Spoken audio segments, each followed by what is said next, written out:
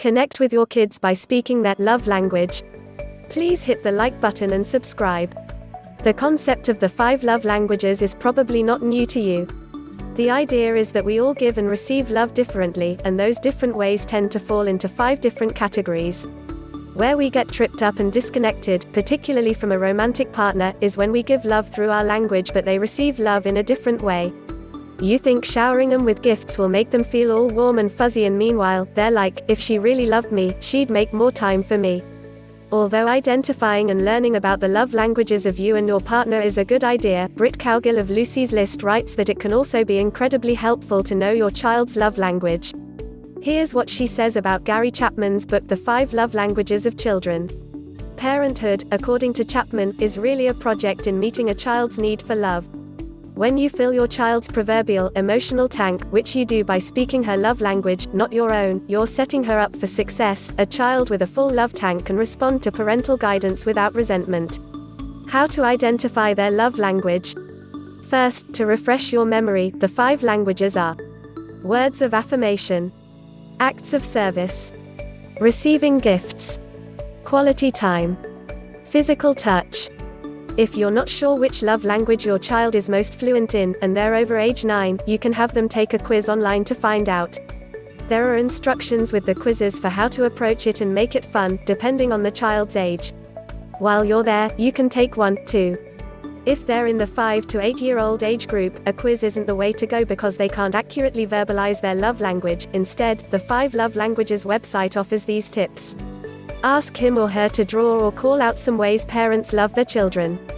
You should try not to guide their drawings or answers, limit their responses, or require more responses than what he or she is prepared to give at the time you ask. Depending on the child's attention span and the time of day, you may get many answers, or you may get very few.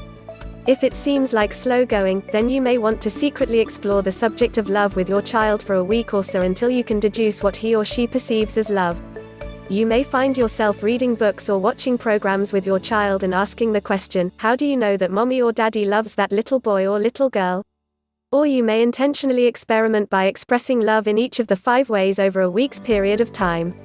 This will be a subjective measure, but the combination of all these suggestions, studying your child's answers or drawings, listening to their answers about other parents and children, and measuring their response to your expression of each of the 5 love languages, should be enough to help you accurately assess your child's primary love language.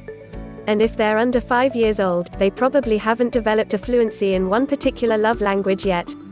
To be safe, just give them all the love in all the ways.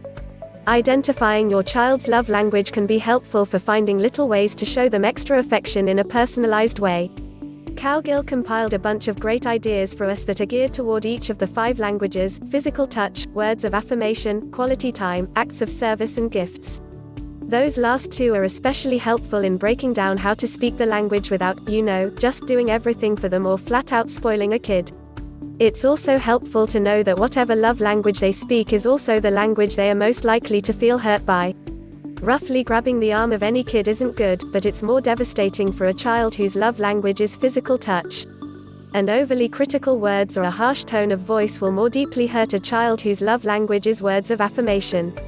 And finally, keep in mind, even if your child scores high in 1 or 2 languages, that doesn't mean you should ditch the other languages completely. Quality time may be their preferred language, but everyone needs a hug once in a while. Thank you for watching. Please hit the like button and subscribe.